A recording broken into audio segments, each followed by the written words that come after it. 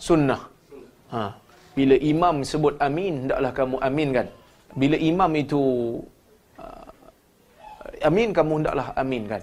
Kerana bila mana amin kita selari dengan amin malaikat, maka kita akan dapat pengampunan. Maka auqamaqal. Jadi amin itu ulama beza pendapat. Nak tunggu imam ke kita amin terus? Ada kadang orang tak sabar kan. Imam belum amin dia dah sambut. Tak. Nabi kata idza ammanal imam fa aminu.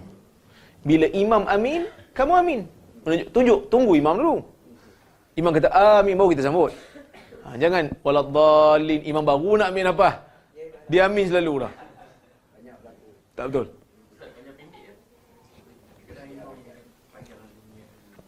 Amin tu tu dua harakat lah. Amin tu yang panjang. Amin. Kadang dia macam takbir tuan-tuan.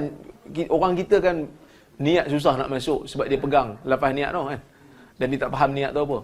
Bila lafaz niat tu kena takbir tu kena hati-hati, jangan tukar. Allahu akbar. Adakah Allah Maha Besar? Allahu akbar. Allah adakah dia Maha Besar? Allahu akbar. Allah itu gendang-gendang. Akbar, gendang. Dari segi nafas doktor tak bawa akbar tu kan contoh macam yang banyak obat banyak panjang ni kan. Saya tengok dia orang dulu pun saya pun buat itu mungkin. Sebab dia kata mungkin Allahu akbar pasal nak masuk kan. Nak masuk kan tu. Sebab bila fikirkan balik Allahu akbar ni maghrib tu. Agak itu agak berlaku. Allahu akbar tu isyak ke? Maksud Allahu akbar tu. Dia gini, dia yang menjadi masalah yang orang duk tak masuk-masuk tu sebab dia imrar. Dia susun perkataan dalam jiwa dia waktu dia angkat takbir tu.